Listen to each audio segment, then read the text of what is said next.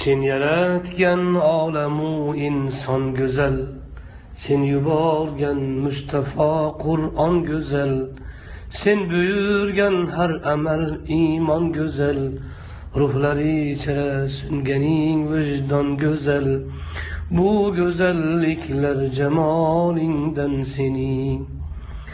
Her işin, her sözü ahkaming büyük, hem cezaing hem de inaming büyük, kılganing insonga ikraming büyük, cennetingdek dini İslaming büyük, bu büyüklükler celalingden senin. Sen yaratmış iki dünyaying tügel, her sıfating hemme esmaying tügel, barcha manglaylerde imloying tügel, dillar ichra